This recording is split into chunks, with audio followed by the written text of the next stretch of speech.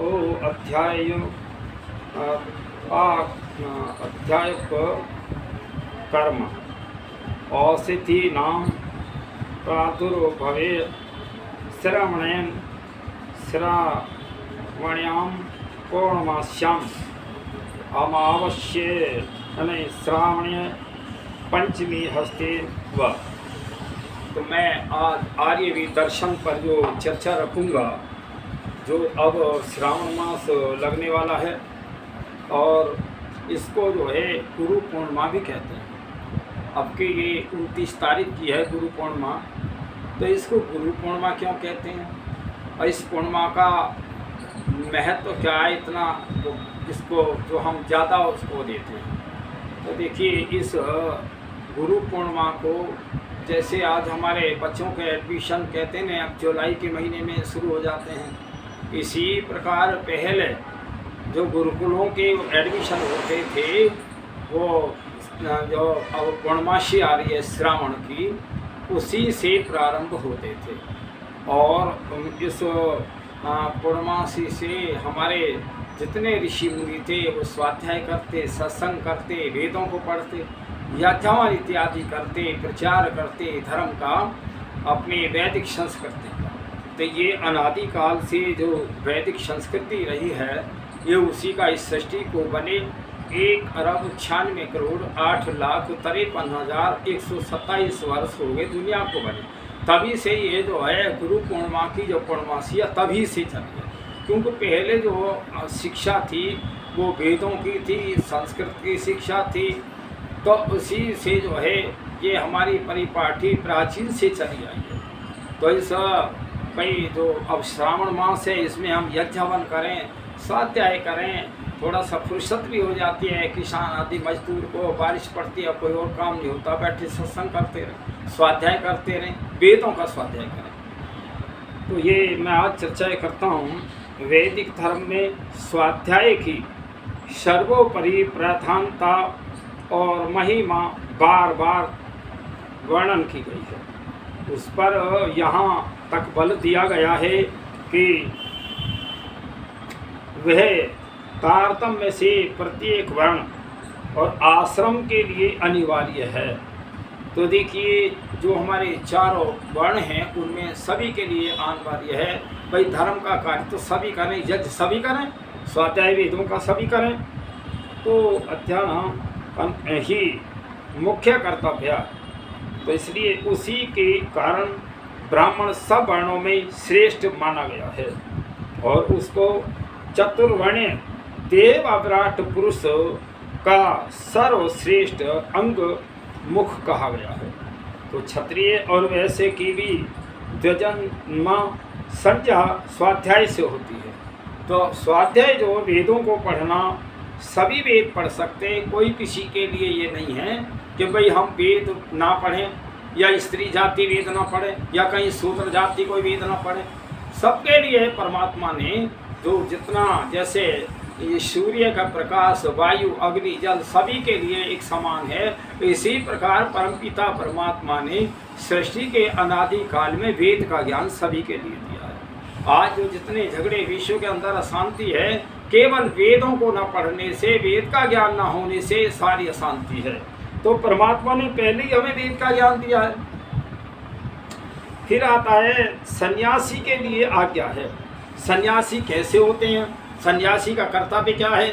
तो सन्यासी अर्थात सन्यासी सब कर्मों को त्याग देवे, केवल वेद को न त्यागे। तो सन्यासी भी वेद अवश्य पढ़े, चाहे और काम करे या न करे। स्वाध्याय को इतना महत्व देने का उद्देश्य यही है कि जिस प्रकार शरीर की स्थिति उन्नति और अन्न से होती है, उसी प्रकार सारे शरीर के राजा मन का भी उत्कर्ष और शिक्षण स्वाध्याय से होता है। तो देखिए जैसे हमें शरीर के लिए अन्न की आवश्यकता है, वैसे ही हमें अपने मन को शांत करने के लिए, इंद्रियों को शांत करने के लिए ज्ञान की जो आवश्यकता है, वेदों से मिलेगा ज्ञान। वेद जो है ईश्वर कहते हैं, ईश्वर की वाणी है, ईश्वर की जो ज्ञान है वो सबके लिए समान है। तो देखिए इसी प्रकार शरीर के राजा मन का भी उत्कर्ष और शिक्षण स्वाध्याय से होता है। और यते मानसिक उन्नति के बिना आत्मिक उन्नति भी नहीं हो सकती। जब तक हमारा मन शांत न होगा, मन ज्ञानी न होगा, इंद्रियां शांत न होंगी, तो हमारा जो शरीर भी जो है धर्म कार्य में नहीं जाए, आध्यात्मिक ज्ञान भी नहीं हो सकता। इसीलिए स्वाध्याय आध्यात्मिक उन्नति का भी प्रधान साधन है। मानसिक और आत्मिक उन्नति के बिना केवल शारीरिक उन्नति मनुष्य को मनुष्यता मननशीलता से गिराकर पशुत्व, पिशाचत्व और राक्षस की ओर ले जाती है। जब हमें वेदों का ज्ञान नहीं होता, वेद नहीं पढ़ते, तो मनुष्य ही राक्षस बन जाता है। कोई राक्षस कोई और प्रकार के नहीं होते। राक्षस मनुष्य राक्षस बन जाता है, मनुष्य देवता बन जाता है। तो इसलिए वेद पढ़ोगे तो देवता बन जाओगे, और भाई शराब, अंडे, मांस इत्यादि खाओगे तो राक्षस ही बनोगे। इसलिए वेद की आज्ञा है, सब मनुष्यों के लिए परमात्मा ने वेद का आदेश दिया है। अतएव स्वाध्याय मनुष्य के लिए अन्न आहार के समान ही आवश्यक है और अनिवार्य है। जैसे हमें शरीर चलाने के लिए और हमें अन्न की आवश्यकता है, उसी प्रकार हमें स्वाध्याय से, वेदों के स्वाध्याय से आत्मिक उन्नति और आत्मा में शांति आती है और आत्मा में ज्ञान प्राप्त होता है। इसलिए वेदों को पढ़ना चाहिए। स्वाध्याय के सातत्य से ही मनुष्य मानस मुकुर दर्पण जैसा स्वच्छ और पारदर्शी बन जाता है। उसमें परम पुरुष की अनादि सरस्वती का साक्षात्कार उसको होने लगता है। जब वेदों को पढ़ते हैं, परमात्मा का दर्शन हो जाता है, वह निराला ही होता है, आदमी बड़ा उस संसार में चमकता है। तो इसलिए वेदों का स्वाध्याय करो। इसी को मंत्र दर्शन भी कहते हैं, और मंत्र दर्शन से ही मनुष्य ऋषि बन जाते हैं। वह मंत्र दृष्टा ऋषि कहलाते हैं। तो निरुक्त में महामुनि यास्क का यह वचन है। तो यास्क मुनि कहते हैं कि स्वाध्याय से ऋषियों के होम से, देखिए स्वाध्याय से तो ऋषियों को आत्मज्ञान मिलता है, और होम करने से देवों को, जो हवन करते हैं उसमें देव प्रसन्न होते हैं। श्रद्धा से पितरों की अन्न से न, तो जो श्रद्धा भाव से पितर शब्द जो आया है, पितर कहते हैं जो हमारे माता पिता गुरु आचार्य विद्वान सन्यासी सब पितर कहलाते हैं। और देखिए पितर में एक बात हो है, पितरों की सेवा, पितरों की सेवा जीवित की होती है। अब कोई किसी के माता पिता दादा दादी चले गए, हम तो पितरों का श्राद्ध निकाल रहे हैं, पितरों को ये भोजन पहुँचा, उनको नहीं पहुँच सकता। इसीलिए आप जो सेवा करना चाहते हैं तो माता पिता दादा दादी नाना नानी सबकी जो जीवित की सेवा हो सकती है, मृतक के बाद में उनको कुछ पहुँचता नहीं। तो यहाँ वैदिक संस्कृति में पितर जो हमारे बुजुर्ग हैं उनको पितर कहते हैं। तो उन्हीं का हमें श्राद्ध करना है। श्राद्ध कहते हैं श्रद्धा पूर्वक उनकी सेवा करना। तो स्वाध्याय से विशेष और स्वाध्याय से ऋषि तर्पण का विधान है, क्योंकि वेद धर्म अनुयायियों के यहाँ नित्य और नैमित्तिक कर्मों की शैली सर्वत्र विद्वान है। इस समय यहाँ नैमित्तिक ऋषि तर्पण का ही प्रसंग है। तो ये जो स्वाध्याय हम करते हैं और जो वेदों की चर्चा आ रही है श्रावण मास में, तो वो ही एक तरह ऋषि तर्पण लाती है। वैदिक काल में वेदों के अतिरिक्त अन्य ग्रंथों की विद्यमानता व विरलता के कारण वेदों और वैदिक साहित्य के ही पठन पाठन का विशेष प्रचार था। वैसे लोग नित्य ही वेद पाठ रत करते रहते थे, वेद पाठ पढ़ते रहते, किंतु वर्षा ऋतु में वेद के पारायण का विशेष आयोजन किया जाता था। इसका कारण यह था कि भारतवर्ष वर्षा ऋतु तथा कृषि प्रधान देश है, तो यहाँ की जनता आषाढ़ और श्रावण में कृषि के कार्यों से विशेषतः व्यस्त रहती है। तो श्रावणी सस्य सावनी की जुताई बुआई के बाद में फिर हमें समय मिल जाता है किसान को, मजदूरों को। तो इस समय श्रावण पूर्णिमा पर ग्रामीण जनता और कृषि के कार्यों से निवृत्त पाकर तथा भावी सस्य के आवागमन से आसान्वित होकर चित्त की शांति और अवकाश लाभ करती थी। क्षत्रिय वर्ग भी इस समय दिग्विजय यात्रा से विस्तृत हो जाया करते थे। वैसे भी व्यापार, यात्रा, वाणिज्य और कृषि से विश्राम पाते हैं। इसीलिए इस दीर्घ अवकाश काल में विशेष रूप से और वेद के पारायण और प्रवचन में जनता प्रवृत्त होती थी। उधर ऋषि मुनि, सन्यासी और महात्मा लोग भी वर्षा के कारण अरण्य और वनस्थली मतलब वनों में और जो वन स्थली को छोड़कर ग्रामों के निकट आकर रहने लगते थे और वहाँ वेद पठन और धर्म उपदेशों और ज्ञान चर्चा में अपना और चातुर्मास्य चौमासा बिताते थे। और इसको फिर श्रद्धालु श्रोता वेद अध्यायी और लोग उनके पास रहकर ज्ञान श्रवण और वेद पाठ से अपने समय को सफल बनाते थे और ऋषियों के इस प्रिय कार्य से उनका ऋषियों का तर्पण करते मानते हैं। तो जो ऋषि मुनि पहले जैसे बरसात होती थी, नदी नाले चढ़ जाते थे, ग्राम स्थान पर वो ठहर जाते थे और गृहस्थी लोग उनसे उपदेश सुनते थे और अपने जीवन को बदलते थे, यज्ञ हवन करते, बड़ा आनंद आता था। इन ऋषियों का जो जितने भी ये तपस्वी लोग बने हैं, इनका कर्तव्य ही ये है, जो वेदों को न पढ़ा हो वो साधु सन्यासी बनने के योग्य ही नहीं है। और एक बात और है कि जब ये नदी नाले स्थान पर हमारे ऋषि मुनि भाई अपना आसन जमा के वहीं अपना प्रचार करते, और जब नदी नाले उतर जाते थे तब वो भ्रमण के लिए जाते। तो इसलिए इस संसार के लोगों एक प्रथा है हिंदुत्व में कि भाई अब आषाढ़ के बाद में अब हमारे साए जो शुभ कर्म या विवाह आदि नहीं होंगे, नहीं करते थे।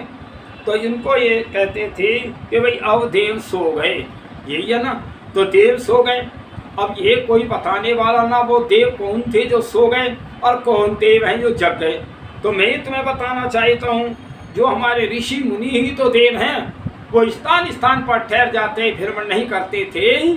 और जब ये आता है ना दीपावली के बाद में, और वो अगला पूर्णिमा आती है, जो यहाँ गंगा स्नान को भी लोग जाते हैं, कार्तिक की पूर्णिमा, तो उसमें जब ये बरसात ऋतु हट जाती, नदी नाले उतर जाते थे, तो हमारे ऋषि मुनि ग्राम में भ्रमण करते थे। हम उनसे वार्तालाप करके तब अपने शुभ कार्यों को करते। तो ये तो है कुप्रथा, शुभ कार्य हम कभी भी कर सकते हैं। और भाई ऐसा नहीं है, कोई प्रतिबंध नहीं है कि आज हम शादी नहीं कर सकते, आज भी कर सकते हैं। आज तो और अच्छा साधन है पहले की अपेक्षा। पहले तो हमारे कच्चे मकान हुआ करते, झोंपड़ियाँ हुआ करती थी, आज तो बहुत अच्छे बड़े बड़े शादियों के हॉल बने हुए। तो इसलिए हम शादी कोई भी शुभ कार्य हम ना करें, ऐसा कहीं कोई विधान नहीं। लेकिन आप थोड़ा मौसम देख लें और अपनी व्यवस्था देख लें, चाहे जब सारे दिन शुभ है हमारे, कोई दिन एक भी गलत नहीं है, परमात्मा एक दिन भी गलत नहीं बनाया। तो इसलिए वो हम जैसी व्यवस्था करें, शादी आज भी कर सकते हैं, शुभ कार्य कर सकते हैं। ऐसा नहीं है कि भाई देव सो गए। देव सोना का मतलब है वो भ्रमण करना भूल गए, घूमना जो है वो छोड़ देते थे, स्थान पर ठहर जाते, उसको कहते देव सो रहे जी, आप ब्याह मत करो। अरे देव कभी नहीं सोते। तो देखिए भाई, ये परमपिता परमात्मा ने हमें ये प्रसाद के दिनों में स्वाध्याय के लिए या जवन करने के लिए, और इस पे एक और बात है, जो ये पूर्णिमा आती है ना, इस पूर्णिमा में हमारे जो बच्चे के एडमिशन होते थे गुरुकुलों में, और दूसरी बात यह है कि इसमें एक और परंपरा थी, जिनके पास यज्ञोपवीत जनेऊ नहीं है तो वो नया जनेऊ भी ले लेते थे, ले सकते हैं। दूसरी बात में जिनका जनेऊ पुराना हो गया वो बदल सकते हैं। तो ये हमारी प्रथा है और वेदों का स्वाध्याय करें। लेकिन हमने कहीं के कहीं जो है हम कुप्रथा में चले गए, या तो बहुत ज़्यादा दिखावा हो गया या हम उस विचारधारा से ही हट गए, तो इसलिए हमारी जो है कुरीतियाँ हैं। तो मैं बताना चाहता था, श्रद्धालु श्रोता और वेद अध्यायी लोग उनके पास रहकर ज्ञान श्रवण और वेद पाठ से अपने समय को सफल बनाते थे, ऋषियों की शरण में जाकर के। और ऋषियों के इस प्रिय कार्य से उनका और ऋषियों का तर्पण मानते थे। भाई तर्पण तो ये है कि हमने जो ऋषियों से सीखा, स्वाध्याय किया, ऋषियों को का हमने सेवा की, यही तो तर्पण है, ऋषि सेवा। तो इसलिए जिस दिन से इस विशेष वेद पारायण का उपक्रम और प्रारंभ किया जाता था उसको उपाकर्म कहते थे। और यह श्रावण सुदी पूर्णिमा का श्रावण सुदी पंचमी को होता था, जैसा कि पारस ग्रह सूत्र की निम्नलिखित सूत्रों में विहित है। तो पारस मुनि कहते हैं कि ऋषियों का तृप्ति कारक होने के कारण पीछे से कर्म का नाम पड़ गया, तो ऋषि तर्पण भी पड़ गया। तो यह उपाकर्म ऋषि तर्पण विशेष विधि से होता था, जिसका विवरण और ग्रह सूत्रों में दिया हुआ है। और जो उक्त पारस ग्रह सूत्र अनुसार आगे चलकर इस पर्व की पद्धति में सविस्तार लिखा जाए तो देखिए, इस पर्व को उत्सर्जन त्याग समापन होता था। उत्सर्जन भी एक विशेष संस्कार है रूप में किया जाता है। उपाकर्म और उत्सर्जन के विधान विधि ग्रह सूत्रों में अवान्तर भेदों का है। तो इसलिए यहाँ मनुस्मृति में आया है।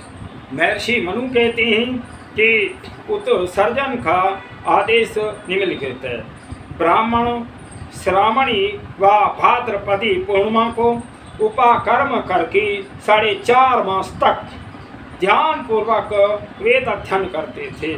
तो देखिए यहाँ महर्षि मनु भी कह रहे हैं कि प्राचीन की बात कह रहे हैं। और देखिए जब ये सृष्टि की उत्पत्ति हुई और जब सृष्टि ऐसे ही चल रही थी, बिना किसी कोई रुपया पैसा नहीं, पुलिस नहीं और कोई जेल खाना नहीं, कुछ नहीं, तो उस समय धीरे धीरे कुछ अपराध बढ़ने लगे। जब अपराध बढ़ने लगे सारे विश्व के लोग आए, सारे विश्व के लोग एकत्रित हुए, विद्वान लोग। जब सारी दुनिया के विद्वान इकट्ठे हुए तब उन्होंने सुना भाई अब कुछ अपराध बढ़ने लगा, अब कोई राजा चुनना चाहिए। तो मैं कहूँ सबसे प्रथम इस विश्व के प्रथम राजा महर्षि मनु थे। और महर्षि मनु बड़े विद्वान थे, चारों वेदों के विद्वान थे। तब बैठ कर के नियम बनाए कि भाई सज़ा कैसी होनी चाहिए। तो देखिए बहुत बहुत कठोर नियम बनाए। बस एक नियम बताता हूँ, बस नियम तो बहुत सारे हैं। मान लीजिए महर्षि मनु एक बात कहते हैं कि दंड विधान क्या होना चाहिए। एक गांव का बहुत गरीब आदमी है और उससे कोई गलती हो गई, उस पर जुर्माना हुआ 1 रुपया दंड। अब उतना ही अगर गांव का प्रधान गलती करता है वही गलती, तो महर्षि मनु कहते हैं उसमें 10 रुपया होना चाहिए जुर्माना, क्यों गांव का जिम्मेदार व्यक्ति था। और उतनी गलती हमारा डीएम करता है तो डीएम पे 10 का 10 गुना 100 रुपया होना चाहिए। और वही गलती हमारा प्रदेश अध्यक्ष करता है तो 100 का 10 गुना कितना 1000 रुपया हो गया।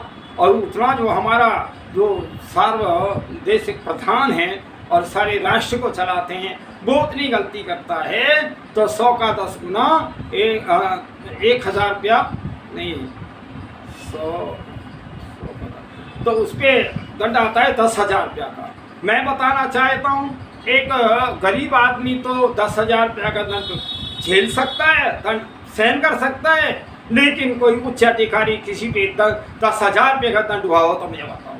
ये थी महर्षि मनु की नीतियाँ। जितना जो व्यक्ति जितना पढ़ा लिखा, जितना उस पर जिम्मेदारियाँ हैं, उतना वो अधिक दंडित होना चाहिए। दंडित जो है बेचारा गरीब को किया जाता है, और जो राज सत्ता के स्वामी बैठे हैं उन्हें कौन दंड दे। तो ये सारा महर्षि मनु का विधान था। तो मैं बताना चाहता हूँ, तो कई महानुभावों का यह भी विचार है कि उपकर्म और उत्सर्ज जन ब्रह्मचारियों का कृत है, और उनके मत में उपाकर्म विद्यालयों के खुलने का दिन है, और उत्सर्जन गुरुकुलों की सत्र समाप्ति की तिथि है। किंतु मनुस्मृति और गृहसूत्र उनके इस विचार की पुष्टि करते हैं। तो मनुस्मृति के द्वितीय अध्याय में ब्रह्मचर्य और ब्रह्मचारी के सर्व कृत्यों का वर्णन समाप्त करके तथा तृतीय अध्याय में और पाणि ग्रहण तथा पंचम अध्याय में से विस्तार विधान देकर, और चतुर्थ अध्याय के प्रारंभ से कृतदारों को क्रय वस्ते इत्यादि श्लोक से और गृहस्थ आश्रम के कर्तव्यों को और व्रतियों का वर्णन आरंभ होता है। उसी के अंतर्गत उपयुक्त तो देखिए श्लोकों में उत्सर्जन, तो ये सारा जो विधि विधान महर्षि मनु भी कह रहे हैं, ये नियम बनाए थे। आज हमने वेदों को पढ़ना ही छोड़ दिया, इसीलिए विश्व के अंदर अशांति है और लड़ाई झगड़े बन रहे हैं। भाई शस्त्रों के बनाने में और तो बहुत रुपया करोड़ों करोड़ों खर्च करते हैं विद्यालय के चलाने के लिए, और जिसको आत्मज्ञान हो उस पर कोई विचार ही नहीं है। तो इसलिए मैं बताना चाहता हूँ, राजपूत काल में अबलाओं के अपनी और रक्षार्थ सबल वीरों के हाथ में वो राखी बांधी जाती थी, तो वो भी एक परंपरा चली। तो इसलिए ये सारी परंपराएं बहुत प्राचीन हैं वेदों में। तो आजकल की श्रावणी का प्राचीन काल के उपाकर्म, उत्सर्जन, वेद स्वाध्याय, ऋषि तर्पण और वर्षा काल, वृद्ध हवन, यज्ञ और वर्षा चतुर्मास्य का विकृत तथा नाम मात्र शेष इस मार्ग समझना चाहिए। तो इसलिए प्राचीन प्रणाली के पुनरुत्थान के लिए उसको ही बीज मात्र मानकर उसको अनुकूलित करके, तो देखिए आर्य पुरुषों को उचित है कि श्रावणी के दिन वृद्ध हवन और विधि पूर्वक उपाकर्म करके वेद तथा वैदिक ग्रंथों के विशेष स्वाध्याय का उपाकर्म करें और उसको यथाशक्ति यथा अवकाश नियम पूर्वक चलाते रहें। तो देखिए ये तो आर्यों की तो परंपरा ही रही है। आर्य तो स्वाध्याय भी करता है, नित्य प्रति यज्ञ भी करता है, जनेऊ भी रखता है। तो देखिए अब जनेऊ की बात आती है तो कम से कम ये 3 वर्ण तो हमारे जनेऊ रखें। ब्राह्मण का 8 वर्ष का बच्चा, और देखिए जनेऊ लड़के का भी होता है, लड़कियों का भी होता है। जहाँ कन्या विद्यालय हैं वहाँ लड़कियाँ भी ग्रहण करती हैं जनेऊ को। जो तो ब्राह्मण का लड़का 8 वर्ष, क्षत्रिय का 12 वर्ष, वैश्य का 16 वर्ष। इन अवस्थाओं में अगर इन वर्णों पे जनेऊ बच्चों पे ना पाया जाए तो शूद्र वर्ण में गिने जाते थे। तो इसलिए कोई शूद्र कोई जाति नहीं है भाई, एक हमारी शिक्षा की डिग्री मान लो, बस इतना ही तो है। और क्या, आज भी तो MA BA की डिग्री है। इसी प्रकार जो है ये डिग्रियाँ हैं, और कोई ना हमें किसी से भेदभाव करना चाहिए, ना कोई ऊंचा है ना नीचा है। परमात्मा की सृष्टि में सारे मनुष्य एक समान हैं, हमें किसी से घृणा नहीं करनी चाहिए। ऐसा घृणा कर करके तो हम गुलाम हो गए, पराधीन हो गए, दूसरों ने आकर हमारे देश और संस्कृति पे कब्जा कर लिया। ये हमारी भूल थी। आज हमें एक संस्कृत होना चाहिए, कोई हमें बड़ा ना छोटा। तो देखिए आर्यों की सामाजिक और व्यक्तिगत जीवन में पर्वों का सदा से स्थान रहा है। धरा पर सभी मानव जातियां और किसी न किसी प्रकार का पर्व मनाती हैं। पर्व शब्द का अर्थ पूरक भी है और ग्रंथि भी है। यह जहाँ आनंद से पूरित करता है वहाँ ग्रंथि होने से धारक भी है। जैसे ईख के रस को ईख की ग्रंथि सुरक्षित रखती है और बांस आदि की दृढ़ता को उसकी गांठ स्थिर रखती है, इसी प्रकार शरीर को स्थिति और व्यापकता शरीर की ग्रंथियों द्वारा ही सुरक्षित है। तो ये जो पर्व हैं हमारे, इनसे हमारा धर्म और कर्म और हमारा शरीर स्वाध्याय भी इन पे जो निर्भर करता है। तो हम बहुत एक तरह आत्मज्ञानी भी बनते हैं इन पर्वों से। श्रावणी आर्यों की प्रसिद्ध पर्वों से एक महान पर्व है। तो ये महान पर्व क्यों है कि इसमें वैदिक पर्व है, इसका सीधा संबंध वेद के अध्यापन और अध्ययन काल से है। गृह सूत्रों के अनुसार इस पर्व का सीधा संबंध वेद और वैदिकों से और दिखलाया गया है। तो देखिए फिर ये जो श्रावणी पर्व है, इसमें स्वाध्याय जैसा ऊपर के आए हैं, वेद अध्ययन इस पर्व से सीधा संबंध है।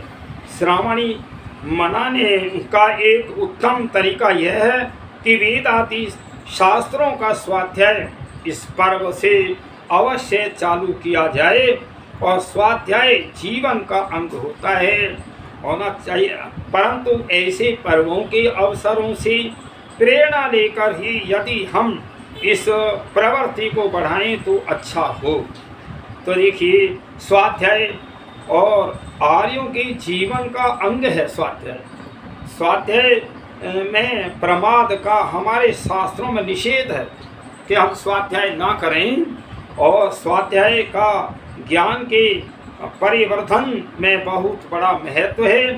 सतपथ ब्राह्मण में आया है, स्वाध्याय की प्रशंसा करते हुए लिखा है कि स्वाध्याय करने वाला सुख की नींद सोता है और युक्त मना होता है, अपना परम और चिकित्सक होता है, और उसमें इंद्रियों का संयम एकाग्रता आती है और प्रज्ञा की अभिवृद्धि होती है, बुद्धि की भी वृद्धि होती है स्वाध्याय करने से, और हमें बहुत ज्ञान प्राप्त होता है, बहुत ज्ञानियों से हमें प्रेरणा मिलती है। तो स्वाध्याय अवश्य करना चाहिए। यहाँ पर ब्राह्मण ग्रंथ का प्रत्येक शब्द महत्व से भरा हुआ है। उसी ब्राह्मण ग्रंथ में 11, 5, 7, 10 में कहा गया है कि स्वाध्याय न करने वाला और ब्राह्मण हो जाता है। देखिए एक बात है कि आज हमने जिस भी वर्ण में हम पैदा हो गए, हमारा वो ठप्पा लग गया। हम तो ब्राह्मण हैं जी, और हमारे तो दादा ब्राह्मण थे, और हमारे दादा वेद पाठी थे, और कहीं कोई चतुर्वेदी, त्रिवेदी, द्विवेदी, एकवेदी, बहुत सारे लोगों से मैं ये प्रश्न करता हूँ, भाई ठीक है तुम्हारे दादा चतुर्वेदी थे, भाई तुमने क्या वेद पढ़े? ब्राह्मण तो तुम भी हो। तो इसलिए इस संसार के लोगों जो ज्ञान प्राप्ति है, वेदों का ज्ञान है, वही ब्राह्मण का धर्म कर्तव्य है। प्रत्येक ब्राह्मण को वेद तो अवश्य पढ़ना चाहिए, क्षत्रियों को भी राजधर्म पढ़ना चाहिए, और वैश्य को व्यापार इत्यादि। और जो जिनको हम शूद्र कहते हैं ना, ऐसा नहीं है कि उस शूद्र का बेटा शूद्र ही रहेगा, शूद्र का बेटा भी ब्राह्मण हो सकता है, और ब्राह्मण का बेटा ना पढ़ेगा वो शूद्र कहलाएगा। ये कोई ऐसा नहीं है कि किसी की कोई वो ठप्पा ही लग गया। तो इसलिए डिग्रियां प्राप्त करनी पड़ती हैं, वेदों को पढ़ना पड़ता है। वेद सब पढ़ सकते हैं, स्त्री जाति भी वेद पढ़ती हैं। बहुत से जो वैसे हैं ना ढोंगी पाखंडी, वो कहते हैं स्त्री जाति वेद नहीं पढ़ सकते, और पहले तो यह था कि शूद्र जाति वेद नहीं पढ़ सकते। तो इसलिए यही कारण रहे सारे के जो हम गुलाम हुए। तो इसलिए वेदों को सब पढ़ो, और वेद तो एक ज्ञान है, वेद तो ईश्वरीय ज्ञान है, वो सबके लिए समान है। कहाँ किसके लिए मने करा है? परमात्मा ने तो सारे हम सब, चाहे कोई शूद्र बने, चाहे ब्राह्मण है, क्षत्रिय, कोई भी है, हम उस परम पिता परमात्मा की संतान है। वही हमारा पिता है, वही हमारा गुरु है, वही हमारी माता है। तो कोई क्या माता पिता अगर 4 संतान हो तो क्या उनसे भेदभाव करेगा? इसीलिए परम पिता परमात्मा ने वेद का पढ़ना सभी के लिए कहा, अनिवार्य कहा। और जो जहाँ यज्ञोपवीत है, जहाँ लड़के यज्ञोपवीत ग्रहण करते हैं, जब शिक्षा प्रारंभ करते हैं, तो वे गुरुकुलों में, कन्या गुरुकुल में कन्याएं भी वो क्या नाम है, जनेऊ पहनती हैं। तो इसलिए ये सारी परंपरा सबके लिए समान थी। आज हमने भेदभाव अपने आप कर लिया, तो इसलिए फिर शपथ ब्राह्मण ने बनाया। इस स्वाध्याय को ब्राह्मण कहा गया है और आगे चलकर बताया गया है कि इस यज्ञ की वाणी जुहू है, मन मन उपभ्रत है और चक्षु श्रुवा और मेधा श्रुवा और सत्य इसका अवभ्रत है। इस प्रकार स्वाध्याय की शास्त्रों में महती महिमा गाई गई है। ऋग्वेद में स्वाध्याय इसका सुंदर वर्णन है। वर्षा काल में मेढक बोलते हैं, तो देखिए अब तो मेढक ही दिखाई नहीं देती भाई। पहले मैंने तो हजारों कितने ही हजारों मेढक गिद्ध सब देखे जो बोलते थे ना तालाब, उन तालाबों के किनारे तालाबों में मेढक रहते थे और मेढक जो है टर टर करते बरसात थे तो एक से एक। तो यहाँ वेद में आया है, तो वेद जो है मेढकों की तो वो कर रहे हैं, दृष्टांत देते हैं। वर्षा काल में मेढक बोलते हैं और एक की बोली को दूसरा दोहराता है।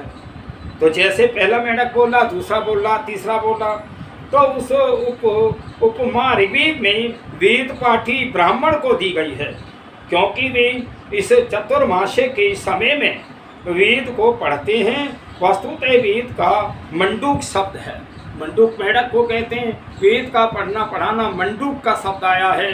जैसे एक दूसरे को मेढक एक दूसरे की बोली को बोलता है और एक सारे बोलने लग, कभी 100 हजार मेढक टर टर बोलते थे। इसी प्रकार हमें वेद के स्वाध्याय को हम सब बोलें, वेद की वाणी को बोलें, वेद की वाणी का स्वाध्याय करें, वेदों का प्रचार करें। ये हमें मेढकों से शिक्षा मिलती है। मंडूक की वाणी और मानसून मेघस्थ वाणी का सुंदर सम्मिश्रण और कब हो सकता है? इस वर्षा की ऋतु में वेदज के मुख से निकली वेदवाणी मानसून की गड़गड़ाहट से निकलती और मध्यमा वाणी और मेढकों की अनुवृत्त अव्यक्त वाणी तो परा पश्यंती मध्यमा बेखरी की अनुक्त। तो इसलिए ये हमें मेढकों से भी शिक्षा लेनी चाहिए। जैसे मेढक अपनी बोली को जो एक दूसरे को बोलते रहते हैं, इसी प्रकार हमें भाई ये मेढकों से प्रेरणा लेनी चाहिए। हम भी वेद की वाणी को ज़्यादा से ज़्यादा लोगों में प्रकाशित करें।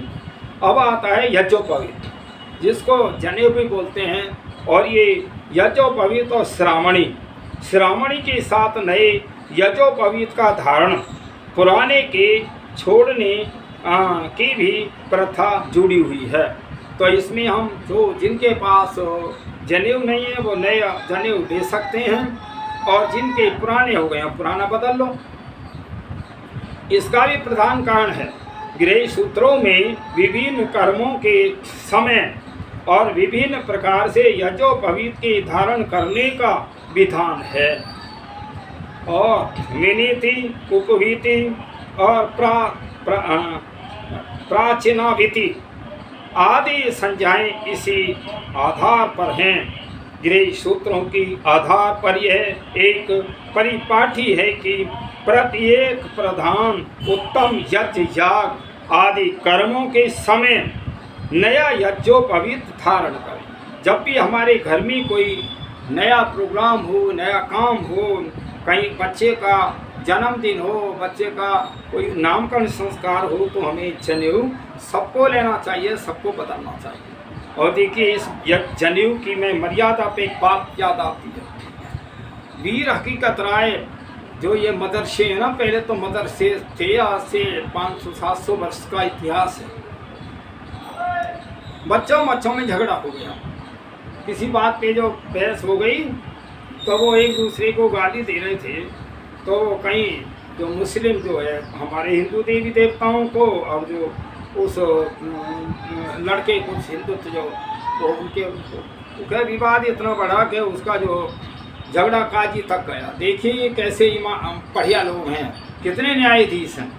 जब काजी के पास फैसला गया तो काजी ने एक बात कही उस जो वीर हकीकत राय को, ए बच्चे या तो तू जो है मुस्लिम बन जा, 14 वर्ष का बच्चा था। मैं बता रहा हूँ, वैदिक संस्कृति का ज्ञान जिससे हो जाता है वो जीवन की परवाह ही नहीं करता। तो या तो तू जो है मुस्लिम धारण कर ले और तू जो है तब बच सकता है, या तू अपनी चोटी कटवा या अपने ये जनेऊ उतार। तो हकीकत राय ने कहा कि मैं अपना चोटी और जनेऊ नहीं दे सकता। एक भारतीय संस्कृति विद्वानों, ये हिंदुत्व कहलाने वालों, आर्य कहलाने वालों, विचार करो ये कितना महत्व है हमारी ये जनेऊ और चोटी। देखिए चोटी मेरे पूरे ऊंचे स्थान में है, सबसे ऊपर। ऐसे मेरे विचार ऊंचे होने चाहिए, अच्छे होने चाहिए। तो ये चोटी हमें शिक्षा दे रही है, कभी हम अपने विचारों को, गलत विचारों को धारण न करें, ऊंचे विचार हों। ये चोटी हमें शिक्षा दे रही है। फिर आता है जो ये जनेऊ है, इस यज्ञोपवीत कहते हैं, संस्कृत में जनेऊ भी कहते हैं।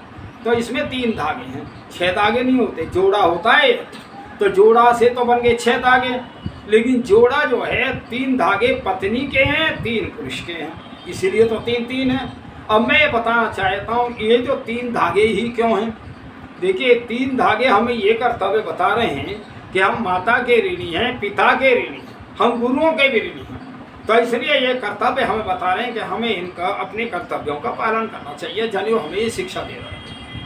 और दूसरे नंबर पे बहुत सारे विद्वानों ने बड़ी बड़ी व्याख्याएं की हैं वैसे। तो दूसरे नंबर पे इस संसार में 3 ही चीज़ें हैं, एक ईश्वर है, एक हम आत्मा है, एक संसार है। ये भी हमें प्रेरणा दे रहा है कि यज्ञोपवीत कि हमें ये तीनों को हमें समझना चाहिए, तीनों का आदर सत्कार सम्मान करना चाहिए। ये हमें यज्ञ जनेऊ से प्रेरणा मिलती है। तो इसलिए ये हमारे ऋषियों ने जो परंपराएं बांधी थी, एक सूत्रता के लिए, एक नियम में बंधने के लिए, एक संगठन के लिए, ये सारी हमारी परंपराएं। आज तो जो विदेशी आकर के हम पे उन्होंने अपना शासन किया भारत के अंदर, उन्होंने जो अपनी परंपरा फैलाई, अपने जो उनके वहाँ जो नियम थे धर्म कर्म, वे भारत में फैलाए। आज हमने उनकी ही उसको जो है एक तरह उनकी शिक्षा को तो ग्रहण कर लिया, और जो हमारी प्राचीन ऋषि मुनियों की शिक्षा रही है, सृष्टि के अनादिकाल से रही है, जो तो उसको हम भूलते जा रहे हैं। तो इसलिए वेदों के अंदर ये जो अब पूर्णमासी 29 तारीख की है, तो आप उसको अपने सब जनेऊ बदलें। जिनके पास ना हो तो वो जनेऊ बदल सकते हैं, नया ले सकते हैं। और इसके लिए यज्ञ के द्वारा करा जाता अति उत्तम है। और यज्ञ भी ना कर सको तो भाई अपने आप बदल लो, लेकिन बदलना चाहिए। और भाई गृहिणियों को भी लेना चाहिए, सबके होना चाहिए। तो मैं अभी कह रहा था, तो इस उसमें निवेद उपवेति प्राचीन रीति और संज्ञाएं इसी प्रकार पर हैं। गृह सूत्रों के आधार पर यह भी एक परिपाटी है कि प्रत्येक प्रधान उत्तम यज्ञ याग आदि कर्मों के समय और नया यज्ञोपवीत धारण किया जाए, और उसी आधार पर पोषिका श्रावणी पर यज्ञोपवीत बदलने की यह प्रथा है। तो यज्ञोपवीत का आर्यों के संस्कार और कर्मकांड में बड़ा ही महत्व है। यज्ञोपवीत के 3 धागे गले में पड़ते ही वह पितृ ऋण, देव ऋण, ऋषि ऋण आदि कर्तव्यों से अपने को बंधा हुआ समझने लगता है। तो जब 3 धागे पड़ जाते हैं तो वो समझता है कि मैं माँ का ऋणी, पिता का ऋणी, गुरुओं का ऋणी, ऋषियों का ऋणी, परमात्मा का ऋणी, ये सब कर्तव्य हम पे निभाने का कोशिश करता है, चलने की कोशिश करता है। बड़ा लाभ होता है इससे। हमारी जो मनोवृत्ति है वो बदल जाती है। तो देखिए संबंध है, विशेष महत्व है। इसी क्रम पूर्वक आचार्य कुल में विद्यार्थी लाया जाता है। अतः यह उपनयन है और यज्ञ और उत्तम कर्मों के लिए विद्यार्थी इससे प्रतिजात और अधिकृत होता है। अतः यज्ञोपवीत है, इससे अनुशासन और व्रतों के पालन की प्रतिज्ञा में बंध जाता है। तो ये देखिए कि ये अपनी जिम्मेदारी से अनुपालन से यज्ञोपवीत गले में पड़ते ही बंध जाता है। ये 3 धागे हमें याद दिलाते रहते हैं, माँ के ऋणी है, पिता के ऋणी है, गुरुओं के ऋणी। तो अतः यह व्रत बंधन वेदों में भी इस यज्ञोपवीत धारण का वर्णन है। उसी को लेकर अन्यत्र शास्त्रों में इसका पल्लवन किया गया है। ऋग्वेद के 10:57-2 मंत्र में कहा गया है कि जो यज्ञोपवीत तंतु यज्ञों का प्रसाधक है और विद्वानों में आतप्त है, उसको हम धारण करें। यद्यपि इस मंत्र में बहुत से तथ्य छिपे हैं, परंतु विस्तार वैसे यहाँ उनका वर्णन नहीं किया गया। तो इसलिए ये सब हमें जो ये हमारी प्राचीन ज्ञान तो भैया ये ऋषियों का और जितना वेद पाठ का ज्ञान आर्यों में था ना, और किसी में कहीं ऐसा है ही नहीं। लेकिन हमने जो आर्यों को तो लोग ये कहते हैं जी आर्य तो बुराई करें। अरे आर्य हम बुराई नहीं करते, हम तुम्हें प्राचीन रास्ता बताते हैं, ऋषियों का रास्ता बताते हैं। परमपिता परमात्मा ने जो हमें मनुष्य जन्म दिया है, तुम किन कर्मों को करो ऐसा हम रास्ता बताते हैं। हम वेद पे चलते हैं, ईश्वरीय वाणी वेद है, उसका हम गुणगान करते हैं। तो हम किसी का हमारे लिए तो कोई भाई ना शत्रु है ना मित्र है, तो इसलिए हम मित्र की भावना से सभी का उपकार करना चाहते हैं। नीचे पारस्कर गृह सूत्र में उपकर्म की विधि लिखी जाती है। यह कांगड़ी गुरुकुल विश्वविद्यालय के महोपाध्याय द्वारा संकलित होकर और वहाँ कई वर्षों से प्रचलित है। वहीं से निज उपकर्मार्थ पुस्तिका का तो इसलिए हमारे गुरुकुलों में तो ये परिपाटी होती है। जब बच्चे का एडमिशन होता है तो पहले उसको जनेऊ संस्कार कराया जाता है, उसको यज्ञ करना सिखाया जाता है, उसको संध्या सिखाई जाती है और सारे आचार विचार सिखाए जाते हैं। तो देखिए इसका इतना महत्व है। हमने चोटी कट नहीं दी और ना जनेऊ उतरवाया, अपनी कर्तन तो दे दी। तो मैं तुम्हें बात बताऊं, मैं हकीकत राय की 14 वर्ष का बच्चा और जो ये उनके होते हैं, उन्होंने फतवा जारी कर दिया कि इसका जो है या तो ये चोटी कटवाए, जनेऊ उतरवाए, नहीं तो इसका सर कलम हो। तो उसमें देखिए माता पिता, अभी शादी हो गई थी, छोटी उम्र में बच्चों की शादियां हो जाती थी, तो माता पिता विनती कर रहे थे कि चलो ये मुसलमान भी हो जाएगा तो हम इसके चेहरा तो देख लेंगे, पुत्र तो हमारा ही है। लेकिन वीर हकीकत राय ने अपनी गर्दन तो दे दी पर चोटी और जनेऊ नहीं दिया। आज हम इसका महत्व ही नहीं समझ रहे हैं। ये सोचो ना, हमारे ऋषियों ने, हमारे विद्वानों ने हमें क्या दिया है, इसका महत्व तो क्या है। तो इसलिए इस पर्व पे प्रत्येक को जनेऊ धारण करना चाहिए और पुराने हो गए तो नए बदलना चाहिए। घर में यज्ञ हवन करना चाहिए, वेदों का प्रारंभ पढ़ना पढ़ाना शुरू करना चाहिए।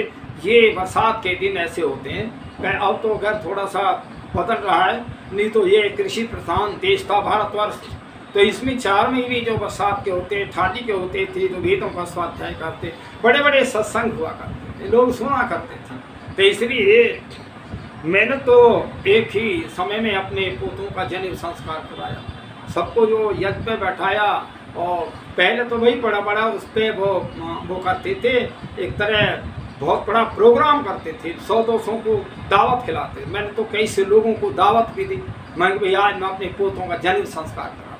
तो इसलिए ये इसका बहुत बड़ा महत्व है और हमें अपने बच्चों का जनेऊ संस्कार अवश्य ही कराना चाहिए, चाहे ब्राह्मण क्षत्रिय और वैसे इत्यादि सभी को जो करना चाहिए। ये कोई ऐसा नहीं है, ये तो देखिए कोई भी ले सकता है, लेकिन थोड़ा सा इनके जो ये शर्तें हैं उनको मान लो। भाई आपने जनेऊ लिया है तो आप शराब ना पिएं, आपने पेट 5 जनेऊ हुए तो अंडे मांस ना खाएं, आप झूठ ना बोलें और कहीं भाई हम गलत सलत कार्य ना करें। ये हमें प्रेरणा मिल रही है, तो किसको गलत है इसमें? मैं कहता हूँ कि जनेऊ तो मुसलमान भी ले सकता है, पर पहले अपनी आदतों को तो बदलें, बुराइयों को छोड़े तब ले सकता है। और भाई मुसलमान भी, मैं तो कितनी बार कह चुका हूँ, भाई तुम पहले अगर जो भी मुसलमान है, ईसाई है, वे अपनी प्राचीन में लौटें। आप 10, 20, 30 पीढ़ी पहले और 500, 700 वर्ष पहले तुम कौन थे? अगर हम ये देखते हैं तो भाई 2026 वर्ष पहले दुनिया में कोई ईसाई था ही नहीं, तो सब कौन थे? आर्यों की संतान थे। वो बिगड़ा हुआ रूप है ये, और कोई नहीं है। और आर्य फिर बन सकते हैं। जैसे मुसलमान हैं, 1450 वर्ष में इनको, इससे पहले कहीं कोई इतिहास ही नहीं, कोई मुसलमान था ही नहीं। तो पहले कौन थे? तुम्हारे सारे पूर्वज आर्य थे, तुम्हारे सारे पूर्वज राम थे, तुम्हारे पूर्वज श्री कृष्ण थे, हनुमान थे, परशुराम थे। तो इसलिए तुम भटक गए, तुम भूल गए, तुम इसी घर परिवार से निकले हो। मैं घोषणा पूर्वक कहता हूँ, फिर अपने घर में आ जाओ। भाई कोई बच्चा अगर रूठ जाए, और रूठा हुआ बच्चा सुबह रूठा शाम को घर आ जाए, तो वह रूठा ही क्या माने? तो ये दुनिया वालों, तुम आर्यों की संतान हो, तुम आर्य थे। देखिए, जब सृष्टि के आदि में परमात्मा ने जब इस दुनिया बनाई, सृष्टि बनाई, तो उस समय दो समुदाय के लोग थे, एक आर्य और एक अनार्य। तो भाई आर्य कहते हैं श्रेष्ठ को, उत्तम को, धार्मिक को, सत्यवादी, यज्ञ हवन करने वाला, वेदों को पढ़ने वाला। दूसरा समुदाय ये था, जैसे जो चोर हैं, शराबी, कबाबी, मांसाहारी, ये सारे उसमें आते हैं। हत्या करने वाले, तुम हत्या करने वाले बनोगे, अच्छे भी बनोगे। अरे अब तो छोड़ दो सारे दुष्कर्मों को, अब तुम जो है आर्यों की शरण में आ जाओ, तुम्हें आर्य बनाएंगे और हम तुम्हें शुद्ध करके। बहुत सारे जो है आप बहुत लोग बने हैं। मैंने तो अपने जीवन में कई मेरे संगठन के लोग थे, तो कई दूर दूर से राजस्थान और आकर के दिल्ली में बहुत लोग जो शुद्ध हुए। तो इसलिए मैं तुम्हें फिर घोषणा को, अच्छा अवसर है इस समय बताना, ये दुनिया है किस करवट में फिर जाएगी, और ये ऐसा शुभ अवसर ना आए। तो मैं बताना चाहता हूँ दुनिया वालों, तुम अच्छे बनो। तुम जो है बैकवर्ड में है उसमें क्यों रहते हो? आगे उन्नति करो, विकास करो। तुम चारों वेदों को पढ़ो, सबको अधिकार है। ये परमात्मा का ज्ञान है, ईश्वरीय ज्ञान है। उसने किसी के पक्षपात के लिए नहीं रखा है कि भाई कोई ये वेद पढ़ ही नहीं सकता। आप सब पढ़ सकते हैं। अच्छे अच्छे विद्वान जो हैं, बहुत मुल्ला मौलवी बदल गए, और वो सारे, मैं एक मेरा मित्र है, और वो भाई उसने तो 40 वर्ष तक मैंने बहुत उसकी सेवा किया, बहुत अपना पैसा खर्च किया, और आज वो सारे विश्व के अंदर और कुरान पे अपने लेख लिखता है। और मैं नाम भी बताना चाहता हूँ, वो है पंडित महेंद्र पाल आर्य। आजकल वो उसमें रह रहे हैं, क्या नाम है, ये कलकत्ता में। तो मैं तुम्हें बताना चाहता हूँ, बहुत काम किया उसने, बहुत शास्त्रार्थ किए हैं। पहले वो उसका मौलवी था, उसका मस्जिद का। तो मैं बताना चाहता हूँ, कौन क्या नहीं बदल सकता। मैं चाहूँ जो अपने मत को ग्रहण कर लूँ, ये मैं स्वतंत्र हूँ। तो इसलिए आज जो बहुत सारे जो ना, इस पर जो महिलाएं बेचारी परेशान हो के तंग आका करें, हलाला हलाला, तो बहुत सारी जो हिंदू लड़कों को ही आ रही हैं, तो सब छोड़ रही हैं। ये दुनिया वालों, एक दिन ये सारे ध्वस्त होंगे मतमतांत्र, में गारंटी से कह रहा हूँ। जिस जहाँ से जो चीज़ चलती है वापस वही जाती है। जो अनादि काल में वेद का जो ज्ञान था, उसी पे सब फिर तुम्हें एक न एक दिन आना पड़ेगा, नहीं तो दुनिया में ऐसे दुख कलेश बढ़ते रहेंगे। इन धर्म मत पंथों की उसने भीड़ ने, ये संगठन है, धर्म है ही नहीं। मेरा धर्म तुम्हारा धर्म अलग हो सकता है क्या? क्या परमात्मा ने मुझे भी जन्म दिया, आपको भी जन्म दिया, क्या धर्म अलग बनाया? हे दुनिया वालों, परम पिता परमात्मा ने जब मनुष्य का जन्म दिया, तो उनको जो है वैदिक धर्म का ज्ञान दिया, वेदों का ज्ञान सबके लिए दिया। वैदिक धर्म सबके लिए समान है, कोई किसी का पक्षपात नहीं है। इस उस पे पूर्णिमा पे यज्ञ आदि करके और वेदों को पढ़ो, ज़्यादा से ज़्यादा लोगों को वेदों का ज्ञान दो। वेद का ज्ञान ना होने से ही तो ये ईसाई और मुसलमान और हजारों प्रकार के मतांतरों मनुष्य बढ़ता चला गया। ये आपस में लड़ने झगड़ने के ही तो वो संगठन है, और कुछ भी ना है इसमें। कुछ ये हमारे आज नेता भी लड़ा रहे हैं। इन नेताओं को ये समझ नहीं है कि ये सत्य है या असत्य है। ऐसे नेता के काबिल ही नहीं, जो असत्य का एक वो ज़्यादा कर रहे हैं, प्रचार ज़्यादा कर रहे हैं, असत्य पे संगठन बना रहे हैं, धार्मिक लोगों को परेशान कर रहे हैं। तो क्या ये धर्म हुआ? यह धर्म है। तो यहाँ महर्षि मनु एक बात कहते हैं, राजा वो होना चाहिए जिसने चारों वेदों को पढ़ा, अर्थात 3 वेद, 2 वेद अथवा 1 वेद अवश्य पढ़ा हो वो राजा होना चाहिए। मैं कह रहा हूँ ये दुनिया वालों, तुम्हें राजनीति करनी है तो महर्षि मनु को पढ़ो, पहले मनुष्य मृत्यु को पढ़ो, जिस ऋषि ने सारे नियम बनाए राज करने के, उसको पढ़ो तो सही, तभी तुमका अंगूठा टेक है। और भाई बड़े कमाल की बात है, इस भारतवर्ष की जैसा शायद है मैं क्या बताऊं, था तो ये ऋषि मुनियों का देश, पर अब मूर्खों से भी कम देश कम नहीं है। ते अंगूठा टेक और मुख्यमंत्री, बड़े कमाल की बात है भाई, अनपढ़ भी मुख्यमंत्री, क्या ये नियम चलाएंगे, क्या ये शासन चलाएंगे? जो ऐसे जो है अंगूठा टेक हमारे ऊपर शासन करते हैं, तो ये बिल्कुल कुप्रथा है। वेद को अपनाओ, वेद को समझो, वेद का पढ़ने को सभी का अधिकार है। तो इसलिए बरसात के ऋतुओं में हमें स्वाध्याय ज़्यादा से ज़्यादा वेदों का करना चाहिए या जावन करना चाहिए, लोगों को समझाना चाहिए। जितना तुम दूसरे को ज्ञान दोगे, उसका अंधेरा दूर करोगे, ये समझो कि आपने बहुत बड़ा पुण्य कमाया। इसलिए ये मैंने थोड़ा सा आज जो हमारा ये प्राचीन पर्व है तो इस पे मैंने ये विचार रखा।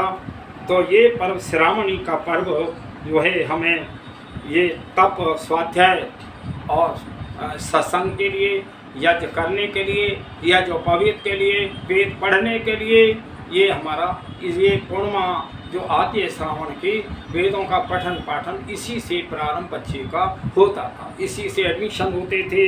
हम इस रूप में इसको मनाते हैं और सभी को मनाना चाहिए, सारे विश्व के लोगों को मनाना चाहिए।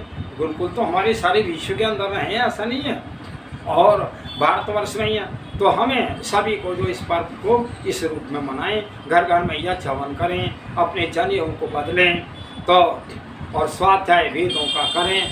तो ये हमारा श्रावणी पर्व है, ये बहुत अच्छा पर्व है। जितना हम यज्ञ हवन करेंगे ज़्यादा से ज़्यादा उतनी वर्षाएँ अधिक होंगी, और वर्षा से अन्न औषधि सब पैदा होगा। तो परमात्मा का इस सृष्टि का एक नियम बहुत अच्छा परमपिता परमात्मा ने बनाया है। मैं तो परमपिता परमात्मा से ये प्रार्थना करता हूँ, हे प्रभु आप सभी की आत्माओं में व्यापक हैं, आप सभी को जान रहे हैं, सबके कर्मों को जान रहे हैं। हे परमपिता परमात्मा आप सभी की आत्माओं में वेद का ज्ञान दें। जो सारे संसार के लोग जो वेद छूट गए हमसे, दोबारा से भी पठन पाठन प्रारंभ हो, ज़्यादा से ज़्यादा गुरुकुल खुलें, ज़्यादा से ज़्यादा धर्म का प्रचार हो। हे परमपिता परमात्मा मैं आपसे प्रार्थना करता हूँ, आप सभी की आत्मा में व्यापक हैं, सभी को ज्ञान दे रहे हैं, सभी की बात जान रहे हैं। हे परमपिता परमात्मा आज विश्व के लोगों का अंधकार दूर हो और वेदों का प्रकाश हो, वेद को जो है वो को पढ़ें पढ़ावें, सुने सुनावें, जो आर्यों का परम धर्म है। हे परमपिता परमात्मा आप मेरी प्रार्थना स्वीकार करो, स्वीकार करो, स्वीकार करो। देखिए ज़्यादा से ज़्यादा मेरी वीडियो का प्रचार किया करें, ज़्यादा से ज़्यादा अपने जो मित्र हैं, रिश्तेदार हैं और देश विदेशों में रहते हैं, तो मेरा ये जो चैनल है आर्य वेद दर्शन चैनल है। वैसे तो मेरा ये वीडियो 200 देशों में जाता है, बहुत अच्छी रिपोर्टें आ रही हैं, बहुत अच्छे मुझे इनके वो मिल रहे हैं, संकेत के लोग मुझे सुन रहे हैं। तो मैं परमपिता परमात्मा से भी कामना करता हूँ, हे प्रभु आप भी मुझे आत्मिक शक्ति दें, मेरे दुख दूर करें और मेरे में आत्मिक शक्ति हो, जिससे मैं ज़्यादा से ज़्यादा वेदों पे काम करूं, लोगों का उपकार कर सकूं। हे प्रभु आप भी मेरी प्रार्थना स्वीकार करो, स्वीकार करो, स्वीकार करो। ओम शांति। 50 मिनट।